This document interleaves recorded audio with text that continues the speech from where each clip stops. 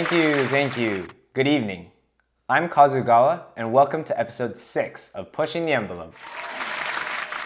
So if you're new to the show, Pushing the Envelope is a talk show where I interview young professionals working in various industries to find out what their job is, how they got it, and to discuss what envelope they want to push for in their industry.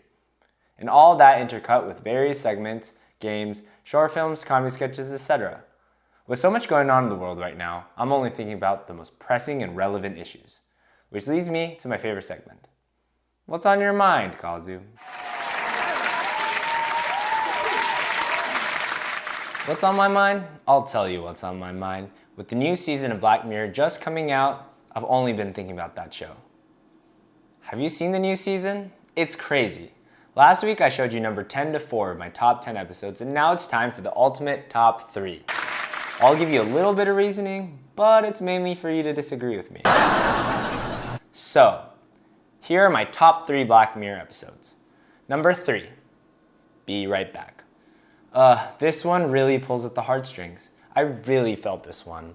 I'm lucky enough to personally not have lost a loved one in that way, but I can really empathize with someone losing their partner like that.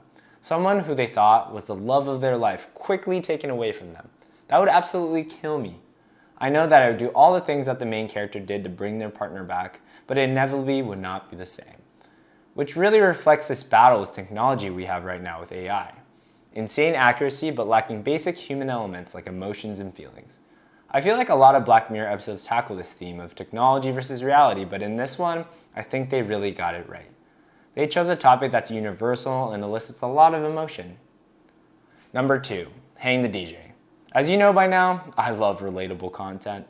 And to me, this one is the most relatable and involves the most basic human instinct. The idea of finding true love and the one. It takes it into a different world and blows it up out of proportion, but the message is the same. How do we know when someone is the one? Have we met this person already?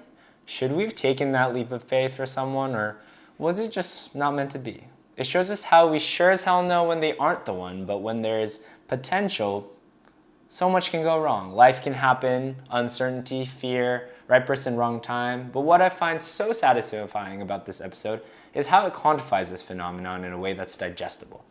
The minutes or months they spend with each other, the compatibility match, and all being a simulation at the end. I usually love the crazy little twist that they give us at the end, but this one was a pleasant one for a change, and I like that. Finally, the closest thing to a happy ending and not a gut-wrenching, jaw-dropping ending that most of these episodes deliver. And finally, number 1, my favorite episode ever, Entire History of You. I can't help but smile about this one. Not only do I love relatable content, I think I love content about love and relationships. If you've ever been in a relationship, you know you've experienced this before. That feeling that you need to trust your partner, and whatever you're feeling is your insecurity and you overthinking things, and you're the one blowing things out of proportion. And oftentimes, it is. I've worked on this myself. I remember watching this episode and being like, dude, get a grip. It's so unattractive and you're making a fool out of yourself. But the more and more we got into it, the crazier it got. And just as you thought this guy single-handedly ruined his marriage from this one little issue he had, it turns out to be all true. Your heart breaks for the guy that wanted so desperately to prove that he was right. But he so desperately didn't want to be right either. That soul-sucking situation where you're causing your own pain because someone else's actions. What do you do in that situation? And not to mention my fascination with the concept of the Grain device, a chip that's featured in the episode that allows you to play back your memories to yourself or on screen. I've had several discussions with people about it. If it existed, would you get it or no? What's your answer? My answer is no. I think it would be really cool at first and really useful for my job, socially, and getting ahead in life, but knowing myself, I would start analyzing everything. I would start to go over every interaction and ultimately get stuck in the past. After a breakup, it would be agonizing, and it's so scary to think that you could literally live your life watching your past life. Because theoretically, say you watched a week's worth of memories this week, you watching that whole week would eventually become your memory for this week. It could actually take over your life if you let it. But anyway, although this episode wasn't necessarily as relatable as Hang the DJ, this one is my all-time favorite, my go-to episode. It's just too juicy with it being realistic enough. And now, as a bonus, I'm going to throw in what I think is the worst episode. San Junipero. I'm not even going to explain why. It was the only one that actually started dozing off for. So here's the complete list.